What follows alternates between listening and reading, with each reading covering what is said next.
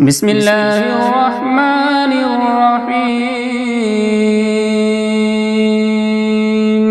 ياسين والقرآن الحكيم إنك لمن المرسلين على صراط مستقيم تنزيل العزيز الرحيم لتنذر قوما ما أنذر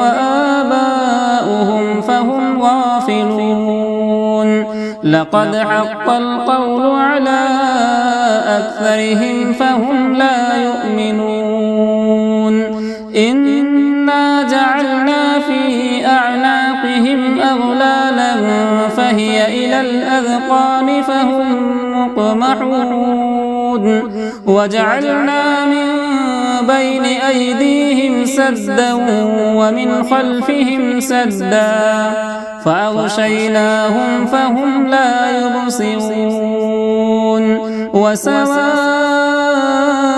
عليهم أأنذرتهم أم لم تنذرهم لا يؤمنون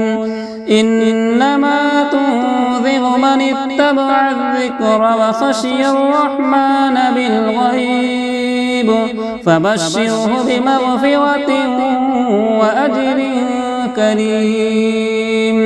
إنا نحن نحيي الموتى ونكتب ما قدموا وآثارهم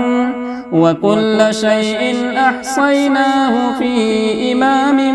مبين واضرب لهم مثلا أصحاب القرية إذ جاءها المرسلون إذ أرسلنا إليهم اثنين فكذبوهما فعززنا بثالث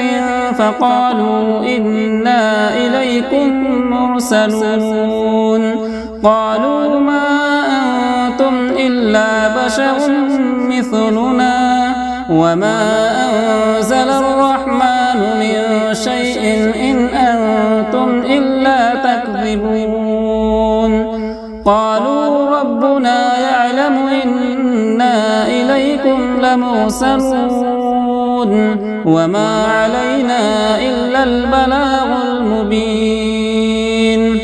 قالوا إنا تطيرنا بكم لئن لم تنتهوا لنرجمنكم وليمسنكم منا عذاب أليم قالوا طائركم معكم أئن ذكرتم بل أنتم قوم مسرفون وجاء من أقصى المدينة رجل يسعى قال يا قوم اتبعوا المرسلين اتبعوا من لا يسألكم أجرا وهم مهتدون وما لي لا أعبد الذي فطرني وإليه ترجعون أأتخذ من دونه آلهة إن يردني الرحمن بضر لا تغني عني شفاعتهم شيئا ولا ينقذون إني إذا لفي ضلال مبين إني آمنت بربكم فاسمعون قيل ادخل الجنة قال يا ليت قومي يعلمون بما غفر لي ربي وجعلني من المكرمين وما أنزلنا على قومه من بعده من جود من السماء وما كنا منزلين إن كانت إلا صيحة واحدة فإذا هم خامدون يا حسرة على العباد ما يأتيهم من رسول إلا كانوا به يستهزئون ألم يروا كم أهلكنا قبلهم من القرون أنهم إليهم لا يرجعون وإن كل لما جميع لدينا محضرون وآية لهم الأرض الميتة وأحييناها وأخرجنا منها حبا فمنه يأكلون وجعلنا فيها جنات من نخيل وأعناب وفجرنا فيها من العيون ليأكلوا من ثمره وما عملته أيديهم أفلا يشكرون سبحان الذي خلق الأزواج كلها مما تنبت الأرض ومن أنفسهم ومما لا يعلمون وآية لهم الليل نسلخ منه النهار فإذا هم مظلمون والشمس تجري لمستقر لها ذلك تقدير العزيز العليم والقمر قدرناه منازل حتى عاد كالعرجون القديم لا الشمس ينبغي لها أن تدرك القمر ولا الليل سابق النهار وكل في فلك يسبحون وآية لهم أنا حملنا ذريتهم في الفلك المشحون وخلقنا لهم من مثله ما يركبون وإن نشأ نغرقهم فلا صريخ لهم ولا هم ينقذون إلا رحمة منا ومتاعا إلى حين وإذا قيل لهم اتقوا ما بين أيديكم وما خلفكم لعلكم ترحمون وما تأتيهم من آية من آيات ربهم إلا كانوا عنها معرضين وإذا قيل لهم أنفقوا مما رزقكم الله قال الذين كفروا للذين آمنوا أنطعم من لو يشاء الله أطعمه إن أنتم إلا في ضلال مبين ويقولون متى هذا الوعد إن كنتم صادقين ما ينظرون إلا صيحة واحدة تأخذهم وهم يخصمون فلا يستطيعون توصية ولا إلى أهلهم يرجعون ونفخ في الصور فإذا هم من الأجداث إلى ربهم ينسلون قالوا يا ويلنا من بعثنا من مرقدنا هذا ما وعد الرحمن وصدق المرسلون إن كانت إلا صيحة واحدة فإذا هم جميع لدينا محضرون فاليوم لا تظلم نفس شيئا ولا تجزون إلا ما كنتم تعملون